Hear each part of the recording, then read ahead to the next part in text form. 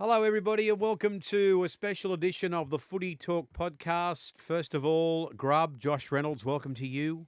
Hello, mates. How are you? I'm fantastic. You didn't say like our normal potty. Didn't say the middle name. Oh, Gary, sorry Thank you, about thank that. you. And Woodsy, as much as I love you, mate, I don't know your middle name. Ah, Patrick. it's the same as Grubby's old man's name. Andre. Robert. Yeah, Andre. Yeah.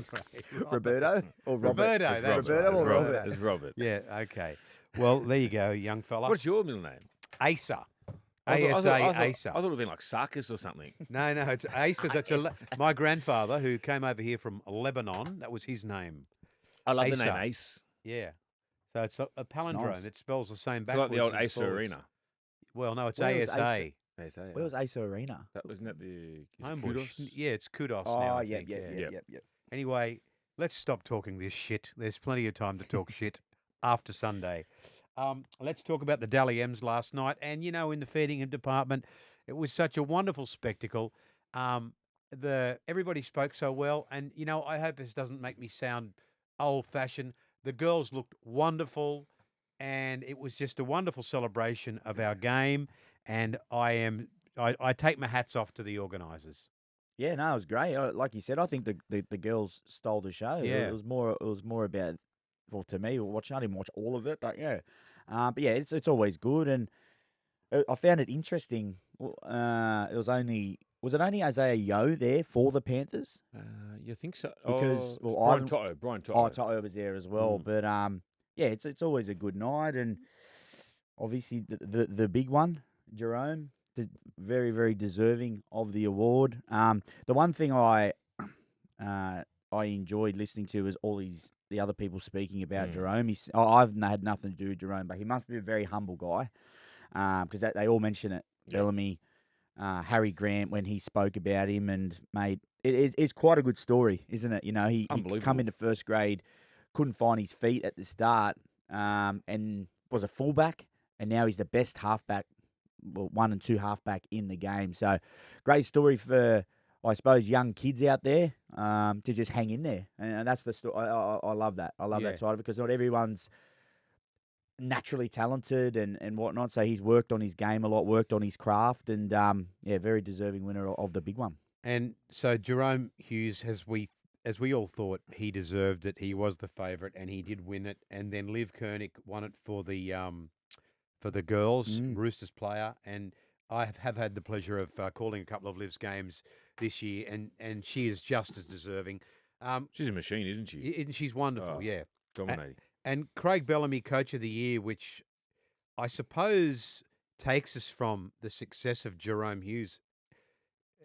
Jerome owes so much to Craig Bellamy, and it goes to show the importance of a great coach. But Craig Bellamy, Coach of the Year, well, they won the minor premiership by 4 points. And, I mean, we probably forget these top two sides now, Grubby, how often they're playing without their stars and how often the system is working. Yeah, it's unbelievable. Well, this year, the Melbourne Storm in particular, they were without Munster for what, maybe 8 or 9 weeks, weren't they? a long time. He's And had then a couple of buys as well. same as Pappenhausen. Yep. But Harry Grant missed a few. yeah, Yep. it just goes to show you, it's the system. It's quite unbelievable. And they rested their players too. They've been doing it for years. Yeah. I honestly thought I probably a bit biased, but I was confident Ciro was a big chance. Yeah, I thought that too. I just think with the roster and what Ciro's done to that team, Yep.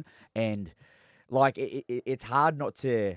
And I get it's all about footy, but look, like what Ciro's done for the Bulldogs as a club and that fan base, and like got them what they were doing, winning games in round 17 and doing that to a really big juggernaut of the NRL. And like he may, even with Critter got captain of the year, Big call. and he's never been a captain in year one. So for Ciro to give that to someone and him become captain of the year, I thought it would have been a chance. But it also is hard, like you just said, Maroon. Melbourne ended up on top. Well, you got to go with again. what Like Penrith Panthers have won 3 competitions in a row. They've been in 5 straight grand finals. For Bellamy to be two wins clear of them and to beat them 2-0, and like you said, like I know, look, we probably would never have thought Cameron Serrato would have had the year that he had. mate, they've come leaps and bounds, and people are going to be, really careful of the Bulldogs next year. But what Craig Bellamy's done in this long period of time, losing players, getting new players. Like, look at a bloke like Josh King. Mm.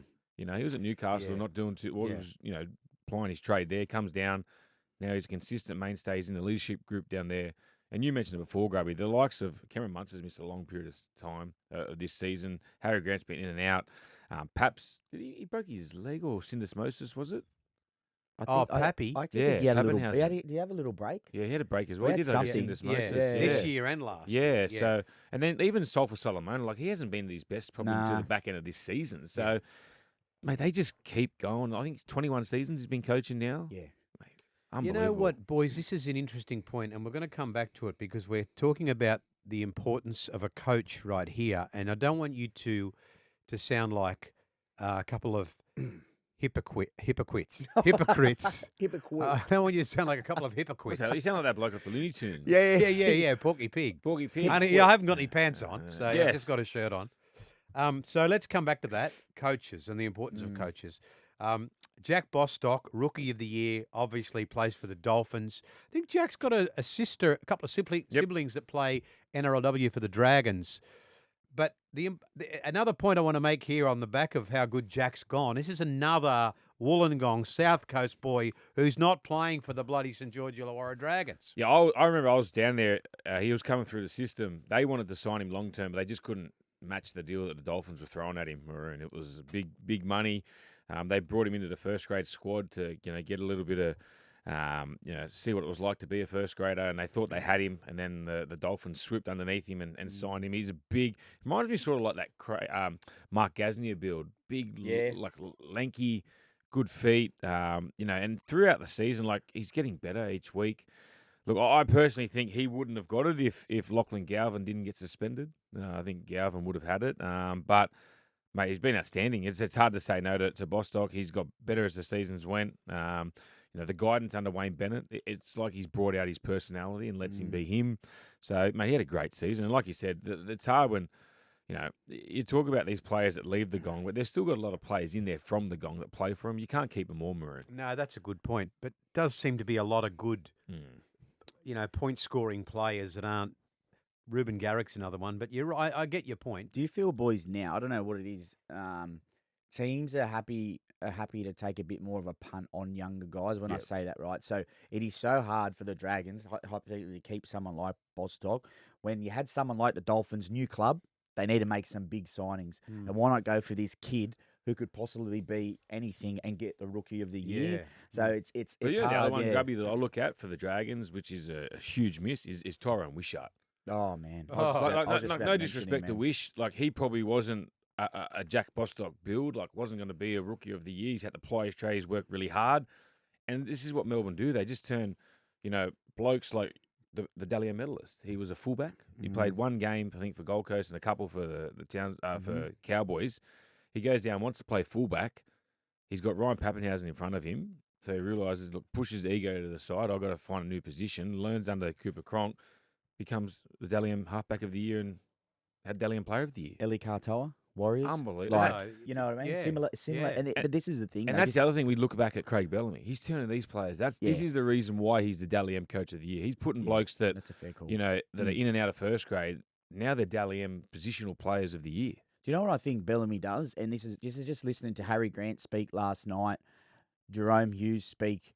I think what they do down in Melbourne is everyone's talented, right? You've got to be talented, I think, to be in a top 30 squad, no matter what. But it's getting them to do the hard stuff. Yep. It's getting Wishart to do all the little cleanup stuff, but then the other stuff comes off the back of it. Because you hear Harry Grant saying, like, we love Jerome Hughes setting up tries, scoring tries and whatnot, but it's the stuff he does off the ball. Yep. It's the little things he does. He competes. And that's just what I feel when you go down to Melbourne. If you're not a competitor and you don't want to compete on every play, it's not the place for you. So I spoke to a great mate of mine, Will Chambers, and I just said, mate, what is it about Bellamy that's different to other blokes? And what he says is, he goes, when they're watching, so say you do your conditioning games, you're doing a touch game against each other, he don't care about the score. What he watches is what happens in the play. So if blokes are, say there's a line break, he wants to see how many players are in what we call the picture, how many defenders go back and chase. He wants to see what the effort areas are like. if there's a bloke carting the ball, he wants to see who's pushing up, supporting.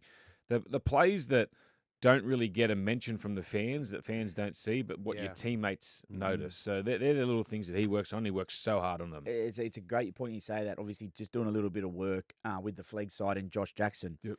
I watched the videos when we after games, after wins, and back in the day, hypothetically, let's just say we had someone like Benny Barber. Yep. He was setting the NRL on fire. Dally M fullback of the year, Dally M, and we'd all watch him in video, and everyone be like, "Wow." But they're gone to the days of that now. The videos are who's hunting from the inside, who's pushing, like Woodsy said, who's chasing on the kick chase.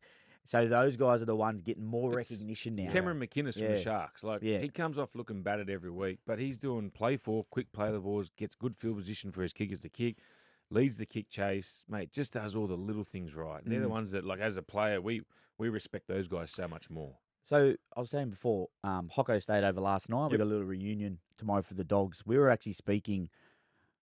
For me personally, I would like to get the RLPA Player of the Year rather than the Dally M. Okay. You voted Because by your you peers. voted by the people you Your play peers, against. yeah, I just think it's because if you come up against week in week out these players and they're like, mate, he's having blinders week in week out. I don't know. I just think like it'd be great to get the Dally M. Don't get me It's wrong. like you'd rather get player at your club, Yeah. instead of getting the actual, because it's picked by the coaches. Just to be clear, for the listeners, Hocko is Trent Sorry, Hodgkinson. Trent Hodgkinson, yeah. No dramas. Boys, just to wrap up on the Dally M's last night, and we talked about how wonderful everybody looked, but Steve Crichton in his running shoes, I mean, I think they're Louis Vuittons. well, I mean, you go out with your lovely wife in a suit and running shoes. I'd love to wear, like, I'm a big Nike man, Air Force Ones with a suit. Woodsy would definitely do that. But well, hang on. So Pair of these ones, mate. These ones, big high toppers. They're all right if you go on the shops. I'd I wear wouldn't wear 'em them in in the my shops, suit. but I wouldn't wear those brown, leather shoes with a wouldn't pair wear of jeans, those- Jerry. I wouldn't wear. You're wearing running shoes and you're at work. You should wear boots or shoes. Mate, you know what the funny thing is? These shoes are actually worth a lot more than you think. Mate, that's irrelevant. That's irrelevant. Speak to Stephen Crichton. You know him, Grubby. When you go out with your wife, your girlfriend, you wear shoes, not running the problem shoes. with you. It's You're showing called your age. style. I reckon he's showing his age Yeah, now, yeah. brother? You don't think he'd look good, honestly? Like I'm not being. No, he looked ridiculous. I think he He's looked a great. good-looking chap think he in a looked suit, great. and he's wearing his running shoes. So what do you say about how Adam Fanua-Blake looked then? Do you want him to wear a suit? If a man goes out with his wife, he should be wearing a suit with men's shoes, opening the car door, opening the door. Not everything has to change. A couple of palookas going out in a suit with running shoes on. That is absolutely. They should have said to him, Can I say mate, something? go home and get some shoes. Can I say something to you? Get with the times, old man. I don't have to agree. get with the times. Yeah. I don't want to waste my time on this. Not everything has to change. No, can we get back to you? I'm not being. But so you wear coats, right? Blazers. Yeah. But under your blazers, you wear shirts. That's not normal. You wear You're meant to ACDC wear shirts. like collars with blazers. Are you? Are you not? Back in the day, my grandfather used to wear blazers with collars. So why do Right, you think it's right. cool to wear the no necks? I don't know how that's relevant. Can I say What something? to Grab- say? I grab- don't grab- know how that's what- relevant. So you wear Right. you wear a blazer like you said, Okay. but then you wear a Matchbox car on your shirt. I'm underneath. Like, what is that? Matchbox. Seriously. No, what was the one? The cat. The cat. Yeah. How much was it? Apparently it was $300 in Yeah, the store. We get $32. online, it was $32. Call me old Look, fashioned. No, They go I'll after tell you people's what. style if you're wearing Yeah. cat shirts. Practice what you preach, brother. I'm just saying that if you go out to a function like that, you don't wear your shoes. Like you don't wear running shoes. Mate, Look, can I beyond say that, they're Louis beyond, Vuittons. I don't even know what that is, mate. Right? Ask your missus. But I'm sure she knows what it is. Yeah. But it's That's just, why you're still working. yeah, exactly. All right, I don't want to make a big thing of it. I'll just say, You just did. fellas, you don't go out with your running shoes on. It's not the way to. All right, okay. Are we going to start turning up to training with your? Well, I'm just looking them up now, and I I think don't care what they're worth, Grubby. $2,030, mate. That's schmick. Jeez, how much they cost? Cost Well, more than a that- suit. I was just looking. I don't know if they're. Yeah, they were it, weren't they? Sell Sims. I think they were it, yeah. Show us them. Show us. Show me those. $2,030, Yeah. Maroon. Jeez. Show me What those. are they paying him at the Bulldogs? Yes. So I wouldn't wear those to the garbage man's ball. They are the worst on. shoes I have Oh, ever seen. I liked them. I like them. Oh, well, we'll I have like to a man that agree backs himself. To good on disagree. him. I have to agree to disagree. Matchbox. Okay. Honestly, mate, you've never worn a shirt that you Mate, paid don't come for, at me. and The you're wearing Matchbox. that some rort I got you into at Eastgard. Excellent, Co. Thank you Yeah. very much. Thanks, Right, boys. okay. Someone's going to do it. Anyway, all right. You're allowed to swear on this podcast, Yeah. Chicker? I mean, because you two are a couple of genuine fuckwits. And let's move on. I can't Now, disagree. Grand final mind games. What made me think of this, guys, is that Craig Bellamy, was putting the raps on Ivan Cleary, saying how good he must be going. They're about to play in their 5th grand final. And I think probably Craig Bellamy is being sincere, Woodsy. But what about grand final mind games? And what about, you were talking about before about Isaiah Yeo was there last night. What happens if Isaiah Yeo sees Jerome Hughes? And let's say, for instance, you two known each other and probably have known each other for 20 years. If you were playing opposite each other in the grand final, would it be awkward at the Dally M's? I don't think it would be. I'd be as relaxed as possible because when you tend to see people uptight, they're nervous. They're thinking about it. It doesn't change for me. I've always been the person that I am. I'd go up to them, Grubby, what's happening, mate? How you going? Blah, blah, blah. And I think that would rattle them more if you went up to them. You went out of your way and just, hey, boys, how are you? What's going on? How's training been? Like, just be normal. Because then, you hear stories. I've heard stories in the past of, I think it was the Newcastle Knights. Yeah, Para. When they played against Para, how uptight Para were. Newcastle Knights were throwing the bread rolls at the breakfast lunch. And, mate, they couldn't believe. Like, they walked out of there going, we've got these guys beaten already. Yeah. And in saying that, like Craig Bellamy, you've got to applaud Ivan Cleary, what he's done. 3 competitions in a row. Craig hasn't done that himself. Craig's had a few competition wins. But also, you don't want to go up there and be disrespectful to your opponent. No, I suppose you're. Yeah, I didn't think I thought he was being sincere, but it just brought up this, mind games and foxing. I know that the 2014 grand final, South came out, and there was a delay, Grubby, with the doggies coming out. Yeah, that was an interesting one. What was that all about? Well, I still don't know. They're probably waiting because he was too busy freaking going with Doing with that bell. yeah. Oh man, I don't like that. What is that bell? Look, if you don't know the story behind the bell, Well, how am I going to know? I don't know anything about South. I don't care about South. See, I think that was awful. That was poor taste from South. Yeah, I the game's agree. not about you. What's It's is about, it all about South? Yeah. Oh, what is it? You've marched, and he's like, "Mate, the dogs have been there for many, many years as well. Why don't we get the Dogs same?" have had bad times. I think boys. Look, I don't want to be here all day with you two. Okay, so let's try and stick to the question. Well, here. it is. I'm saying. Why like, were you late coming out onto the well, field? to be in completely honest, I 2014? don't actually know why Des Right. done it, but we were as shocked as anything Hmm. because you can sort of there's like a screen and we could see South out there and And you were saying, well, let's go. And he's going, hang on, boys. yeah, I must have just been something like a mind game. But that's just Des. He's always Right. playing mind games with the media. You know what I mean. So, but yeah, I messaged James Graham before to see why if there was a reason because he was our skipper. So I was like maybe he knew. And he goes, he's just mad. So yeah, Yeah. but yeah, Some coaches love it. oh, he used. It was so funny what they used to go and say. So we'd have a video upstairs. So we're playing the Tigers, and what he'd say about like hypothetically Woodsy or Teddy back in the day, this and that. And then he'd go to the media, and it's so different. Yeah, it's right. so different. And we're just like the media portray you as this, rocket madman scientist. He's like, oh, we got him. Sheensy was the same. Like, you know what Sheensy, Tim Sheens used to always. This was back before he had to do the 21 squad and all that.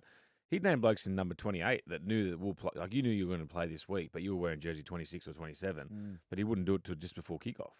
But I don't get what the coaches get out of that. But it's a weird He one. was the same. Yeah, and then when they brought that 21 rule in, and other coaches like, damn, we can't muck around anymore. Yeah. What do you reckon? I don't know. I've never had. I had a little chat to Bellamy a couple of times, but do you reckon is he a mind games type of guy? Do you think he was literally building Ivan up and Ivan's sitting at home going, "You bastard"? Yeah, yeah. I wondered about. I don't know. that. What do you reckon? Would But I thought he was sincere. But Yeah. Okay. He respected him, Yeah. I think, but I reckon it would have hurt him to say those sort of things because he Mm. wants to be number one. He wants people saying that about him. He wouldn't say that out in public. Yeah. True. It's hard to pump up your enemy, Oh. especially before the game. It's easy to do it when you won the grand final. Mm. Yeah, You know what I that's mean? a good point. Boys, when we're going to take a break, and we'll come back and we'll talk about head coaches. And you guys have done nothing but rap head coaches for the last 20 minutes, so that'll be interesting chat. And we'll ask you who you think will win the grand final, because this is a special grand final edition of Footy Talk. Welcome back to Footy Talk with Josh Gary Reynolds and Aaron Robert Woods, head coaches. Anthony Asa. Anthony Maroon. Asa Maroon. Suckers. But I like to. Really, what is it? I know, it's the only other Lebanese name I know. Leisha? Oh, yeah. The great Joe Leisha. Yeah. Mr. Lebanon, Australia, Actually, 93, I 94. see him most days now.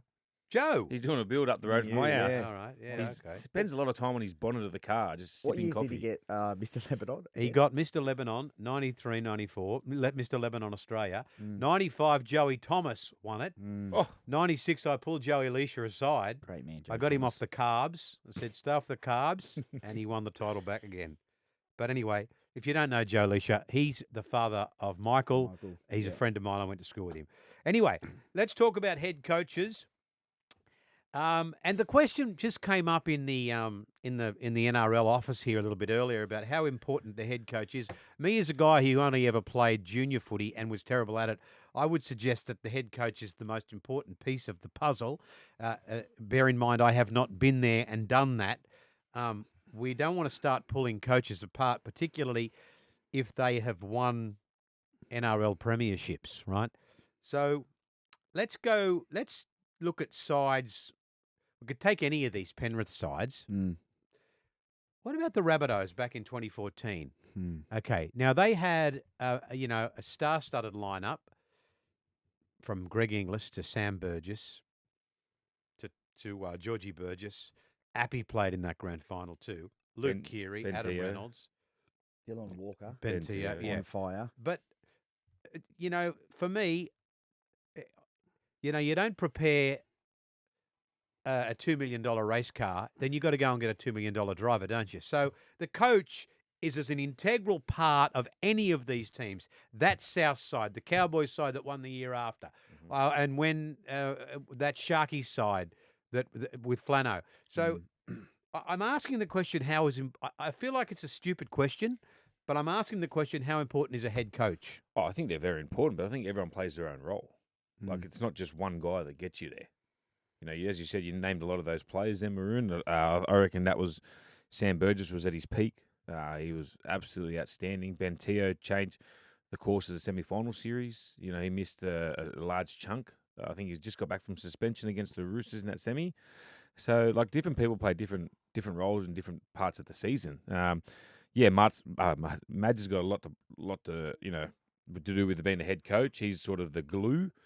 But then there's times where throughout the season, other people step up. Sam Burgess could be leading. Players could be, not that, like some players get dropped, they get put in, their headspace becomes different. It's not just Madge that's got to go in and help those players. It's, like you said, the likes of Sam Burgess, your leaders in Greg Inglis, Ben Teos, Adam Reynolds. So everyone plays a certain role in that. I wouldn't just say it's just the head coach that is the main man. But you wouldn't say he's any less important. No, I think the head coach, the leadership group. I think those two areas of the club are massive, and then you throw in the performance areas, the trainers. They got to come up with the great training regime that they got to do. Because if they're flogging you, then you aren't going to beat your peak performance come the right time of year. So there's times where they've got to notice that, the boys are a little bit down. Maybe we taper off, or maybe they need a bit more of a hit. It's so many different factors that play the role in that season. I couldn't agree more. But I also feel the leadership group, the leaders you got in your team, play a major part. You just mentioned a few teams then, right? You mentioned the Sharks. Paul Gallen, Luke Lewis, Michael Ennis. Massive, great leaders. You mentioned the South team. Sam Burgess, Greg Inglis, Adam Reynolds. All good leaders. The Roosters teams, Cronk, Cordner, Friend, like all these. Oh, mate, that heaps Hargraves, Orbison. If you don't have those type of guys, I find that is when the coach has to become. That's when you see a coach's like true colours. Because you look at let's talk about Madge. Madge at that South team, I just mentioned who he had. At our Tigers team, he probably didn't have similar leaders. Like we had the 5 captains, and yeah, look, mate, we tried our very best, but we weren't. I hope so. Okay. No, we did. Of course we did. Like, but Let's just say, It- take your Madge hat off. it's We're having just a it's just conversation, an, it's right? just an example Mm. of having good leaders around a coach. Yeah, but look, I think he's going in. Like, I know you're trying to look after your mate here. I think he's going to a good squad in Brisbane. They need to kick up the arse. He's the man to do it, but it's for how long for me up there? but I'm not. I'm not sticking up for me, mate. Here, I'm saying he won a Super League premiership, an NRL premiership, He won a with it. State of Can I- Origin. can I say something? Yeah, but mate, look. Okay, you can't fluke all this. New Zealand, Origin, Super League, South. You can't fluke all this, right? Exactly. So if you What about could, getting if you're sacked gonna twice? you're gonna give me this horse shit that he burns teams out quick, fair enough. If he goes up there for 3 years and one of them he wins a premiership, happy days. And I think Brisbane have done the best thing by signing him for a 3-year deal. I think it's a We're not masterstroke. we're not having a go at Well, your little mate. I've- All we're I've- saying I've- is how important it is to have the leaders. Yes. I've So just who- I've just wrapped him. and Who's I'm he, copping who's, a he dog got for at, who's he got at Brisbane? Leaders. Well, he'll leaders. have Genuine. Adam, One, Carrigan. two. Haas. Is he a genuine leader? I'm asking you. Oh well, that's more of a question for you. I would suggest. I think he's more of an And- individual up there. And yeah. what is Madge going to do with those guys that Kevy couldn't? That's what I'm Alright, asking. Okay, but I mean, I'm You know, sticking yeah. up for I- coaches. I think it's a great squad. They were 17 minutes away from winning a competition last year. well, yeah, 3 minutes away, weren't Yeah, they? yeah, I know, but like then two of the Yeah. momentum swung.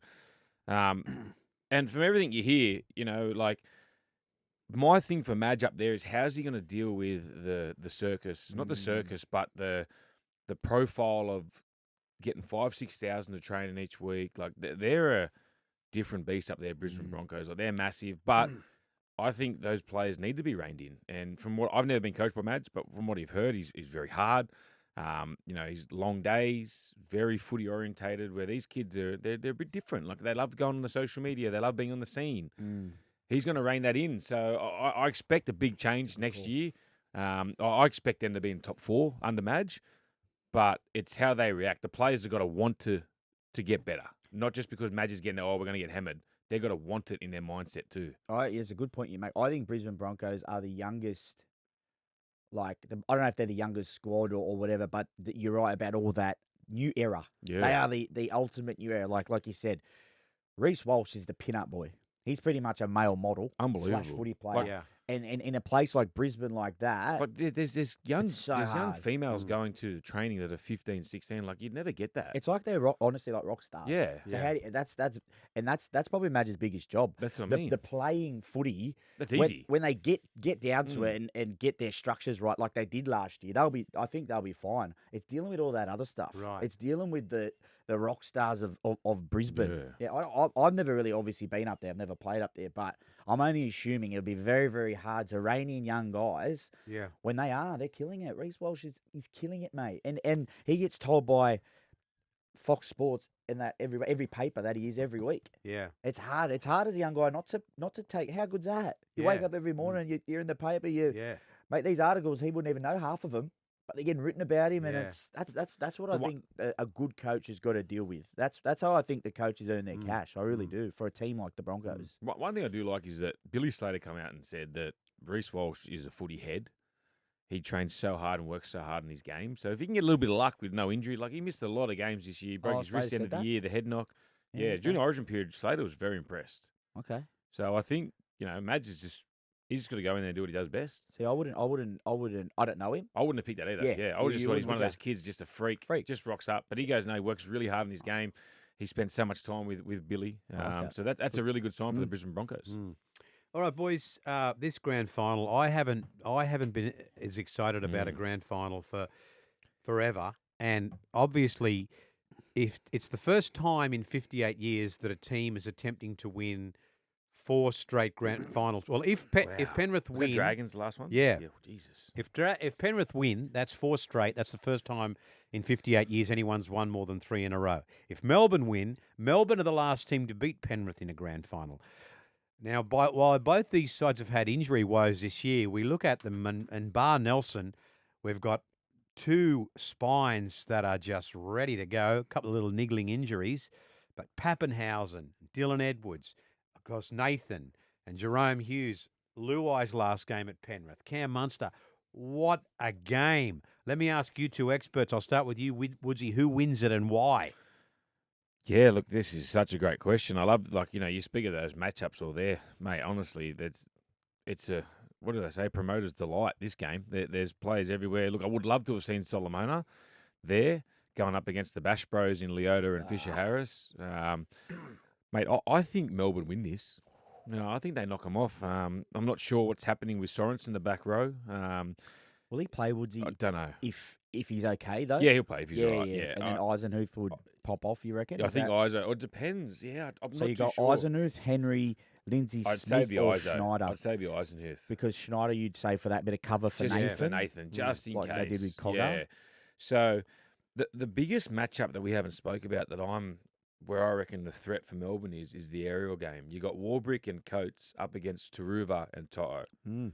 The height difference, and if I get down that end of the field, I'm just going to be kicking to the corners because they are two massive men. Yeah. And you come up against two little wingers. Like, yeah, they are two great yardage carriers, but for me, Melbourne have got to get down that end. And you know what Penrith are like in these big games. They come out, they start fast. Leota and Fisher Harris are exceptional in big games. They go after sides. It's how Kamikamitha and King can withstand the storm if they're going to go after him. It brings Harry Grant into the game. But yeah, the one thing where I reckon that Melbourne have got the big advantage, it's the wingers and kicking high into the corners. So you're going Melbourne. I'm going to go Melbourne in a thriller, very tight. Grubby? Well, I'll go Penrith, Mhm. but I don't know. It's It's a so flip of a close. coin. It's a flip of a coin, and we're not condoning betting or anything, but the betting of the last couple of days has been so up and down. I don't know what's going on. I feel like something. Do you reckon if Solomon was there, Melbourne are favourites? Yes, Yeah, I I'm really with do. you. I'm with you I too. think Melbourne win if Solomon is there. I That's- reckon, that's I what I reckon they do. win by a couple tries if Solomon is there. Yeah. I just think it's going to be close with him, but without him there. Yeah. But I think Penrith and just belief is one of the biggest things in rugby league, I reckon. And for them to do what they done in last year's grand final, deep down, they're never down and out. They're never beaten, mate. No matter if it happens again, they know. Like their mentality is unbelievable. But one thing I will say, we speak about the spines. I think Melbourne's spine as a whole are better than Penrith's spine. I think they're in better form too. And they're in better form and they're just clicking. You watched last week against the Roosters, like when Munster was making breaks on the left, Hughes was backing him up on the right. When Pappenhausen was going down the middle, Harry Grant was there. That's what you speak about, spines connecting. And I think they connect better because what Penrith do, they rely a lot on Nathan. Yep. Nathan pops up on the right with Dylan Edwards. He pops up on the left with Luai. It's a very different dynamic. It's all about Nathan. And if Melbourne can shut down Nathan, that is a big way that they can stop the Panthers. But with the Panthers stopping Melbourne, if Harry Grant's jumping out of dummy half, because Mitch Kenny, he's one of the best defenders and one of the best line speeds I've ever seen. Yep. But he's not a threat in attack. Harry Grant's a massive threat in attack. Harry Grant jumps down to short side. You got to come up on the short side, but then on that side, if he comes back there, you got Pappenhausen and Hughes flooding there. They just get how they all work. So that's probably the battle that I'm very keen to see how it pans out, how Nathan's shoulder goes. But it's a great point what Woodsy said about that aerial threat. If Melbourne can get down there, even if it's not a great set, last tackle, you're always a chance. They can also You're always a they can chance also of kick popping to them on. the 2-man or the 3-man because they're only small. The other battle I'm looking forward to, it's pretty low, like lesser names in the squad, is Jack Howarth against Tungo. Tungo's come to another level since his semi-final series. He sort of had a quiet season himself personally, but he was like shot out of a cannon that Roosters game, and he was outstanding on the weekend. So, and Howarth, there's talk about him, maybe being in Queensland selection next year, and maybe on the Aussie squad. So, it's a big game there's so many little matchups. It's hard to just pinpoint one. Isn't that like that center, all that center battle? Like Yeah. you wouldn't say any of the centers are Like rep players or out like and out. massive threat center, but like Meany even against Paul Alamotti, Mate, like he's been my man exceptional. Alamotti. Told ya. I love Paulie, He- mate. I'm that's one guy who I just like. I get it. Like he would big opportunity to go to Penrith. I would have loved for him to stay at Dogs Yeah. because mate, watching him at training and defending with him because I was obviously mate. Moves so well. Wow, You know what I love about him? mate, he's going to get better and better and better. You can tell he buys into the system really well. Is that when they put a kick up, he doesn't go to contest it. As soon as they catch it and hit the deck, he's just picking them up and jacking them and taking them back. Like it's just He's a very good system player. I think he'd fit perfect in Melbourne and Penrith, and which he already has at Penrith. Yeah. Would you ask you as a front rower, has Kamikamica and King got enough in the attacking sense of like to get him down there, mate? I just don't know. With Penrith's defensive system, you're going to have Mitch Kenny flying out of the line, whacking these blokes. Nelson's a different story. Nelson can scatter people because he's so big. I just don't know if they can win the field position battle off these two guys. I think what you've got with Grant, he's got a long 20-metre cutout pass, so they're going to really try rev him up real tight. And what they'll do is they'll probably try to sit Jerome Hughes. So say if they land in the corner, they will go, Harry Grant looks like he's going to hit the winger closer to him. He'll cut out, he'll hit Hughes, bring on Coates off Hughes, and they'll get him straight into another point of the field, which what they do, they're going to move the forwards around. Okay. So because defensively they defend really tight. And like you said, Kenny leads the line, and sometimes it's staggered because he goes up so quick. There's going to be little holes. I reckon this is going to be the biggest test for Penrith defensively because they've got a lot of... And then, those times where, say they fly up, they recognise that they're tipping on off the 5'8" or the half. Munster's the type that's going to show and go, boom, go straight through. He did it last time they played against them. So this is going to be a massive task. He's done a few times last week. Yeah. Stripped them. He's always asking questions. Boys, what about... okay, so you've gone Penrith. Yep. You've gone Melbourne. Yeah, this is basically a flip of the coin. Yeah. Yeah, I'm Which is not great. confident. Who do you like? I don't know. I mean, I'd love to see Penrith win 4 in a row, so I'm going to go Penrith, and I'm going to You know go. what, Maroon? Yeah. I'd love to see Penrith win 4 in a row, but I'd also love to see Melbourne. They beat Penrith before this started, and they could finish this era of dominance. Like, there's so many storylines out of it. There really is. But I'm going to go for just this is like having your Melbourne Cup bet here, and I'm not condoning gambling either. But Clive Churchill medal. Okay, I'm going to go Mitch Kenny. Oh, I really hope he does because he doesn't get the recognition that he deserves. Michael, who's mine? I'm going to go, mate. I reckon the bigger the game, the better he plays. Cameron Munster. Okay. Grubby. Nathan. Oh, okay. Man, no one's ever won it 3 times. Really? And Nathan's gone for 3? Going for 3. Wow, isn't this a big call in the GOAT?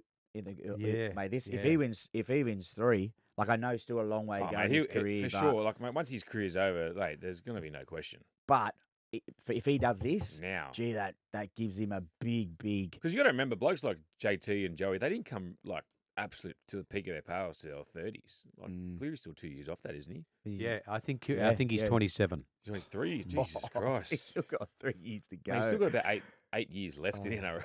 Jesus Christ, he's a freak. Well, he's 26, says Chicker White. Oh, Jesus, gets even worse. I think we've had this argument before, yeah. This 26, bloke's not going to retire. yeah. Mate, Penrith are going to win another. Oh, Go to the UK with Fowler. Yeah, have a year off, son. Have a year Go to off. All FC, mate. Yes. Somebody did make the point is if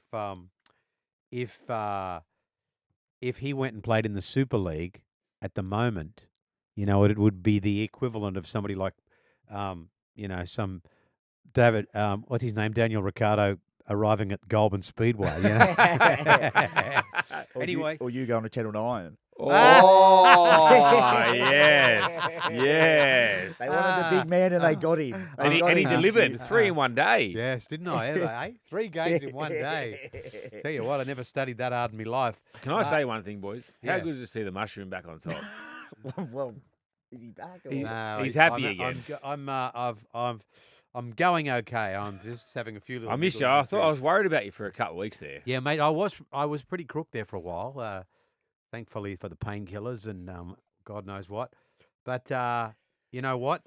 It's good to be here. I love you guys, and as I always say, thanks for joining us. We will see you on Sunday for complete coverage of the NRLW and the NRL Grand Final. Until then, bye for now.